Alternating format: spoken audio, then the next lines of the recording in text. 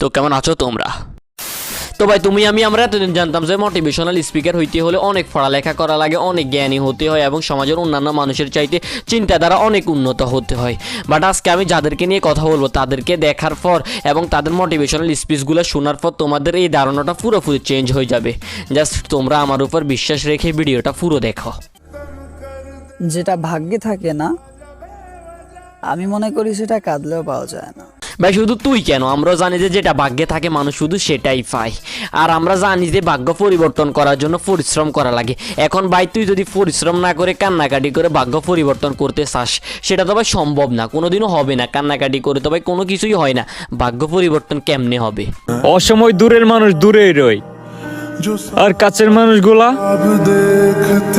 ওরা তো মজা লয়। অসময় দূরের মানুষ তো দূরেই রয়, আর কাছের মানুষগুলা ওরা তো মজাই লয়। ভাই তোর কে কইছে কাছের মানুষগুলো অসময় মজা লয়? যেগুলা তোর কাছে থেকেও মজা লয় ওইগুলা তোর কোনোদিনও কাছেই ছিল না, ওইগুলা তো জাস্ট তোর আশেপাশে ছিল।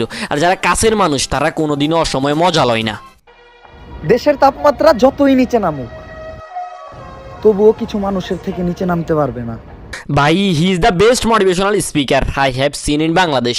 আমাকে যদি কেউ জিজ্ঞেস করে যে তোর কাছে কি সোলাইমান সুখনের মোটিভেশনাল স্পিচ ভালো লাগে নাকি আইমান সাদিকের, তখন আমি বলবো দূর ওরা কারা।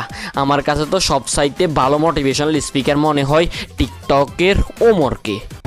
আমার চোখে তোমার চেয়ে সুন্দর দ্বিতীয় কেউ নাই। তোমার ওই চোখের দিকে তাকালে আমি আত্মার শান্তি খুঁজে পাই। তোমার চোখের দিকে তাকালে আমি আত্মার শান্তি খুঁজে পাই। ভাই তোমরা যদি এই একটা লাইনের মহত্ব খুঁজে বাইর করার চেষ্টা করো, তাহলে ভাই আমি কথা দিচ্ছি তোমরা এই একটা লাইন থেকে 2-3টা কাব্য লিখে ফেলতে পারবা। কারণ ভাই টিকটক থেকে মোটিভেশনাল স্পিকার স্পিচ দিছে, বুঝো। তবে একটা কথা বাস্তব, পুরুষের সৌন্দর্যের প্রশংসা সবাই করে, তবে একটা সফল হওয়ার পরে।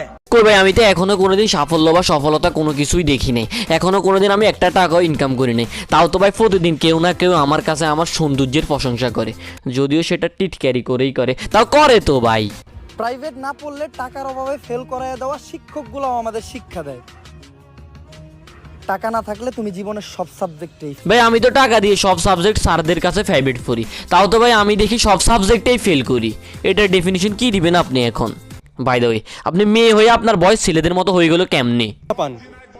দিনে 10 ঘন্টা মেয়েদের সাথে মেসেঞ্জার চ্যাটিং করে, আবার 2 দিন পর পর স্টোরি লাগায়। আমিও একদিন সফল হবই। সাপরি পোলাপান মাদার চোদ, ওরা যদি ছাপরি হয় তাহলে তো তুই হালারফুট ছাপরি ইন্টু 100, কারণ তুই ওদেরকে ছাপরি বলতেছস। তাও আবার কোথায় আসি, টিকটকে আসি তুই ওদেরকে ছাপরি বলতেছস।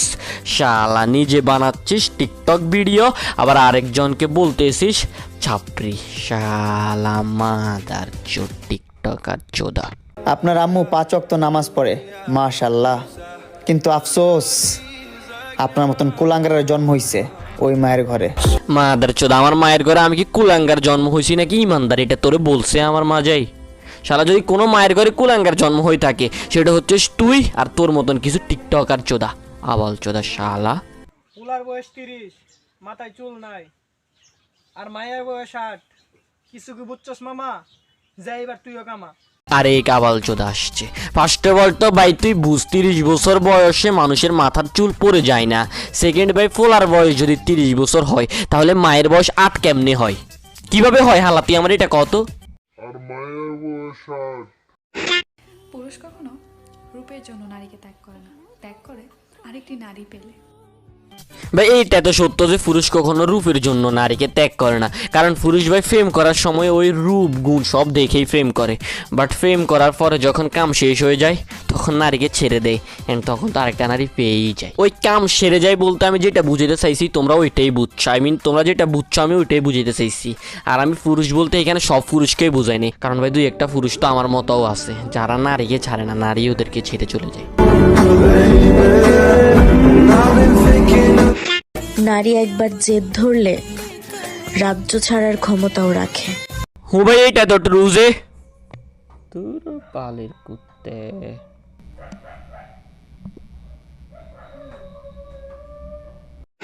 ও ভাই এইটা তো রুজে, নারী জেদ ধরলে রাজ্য ছাড়ার ক্ষমতা রাখে, বাট জেদ ধরে কোনোদিনও রাজ্য দখল করার ক্ষমতা রাখে না।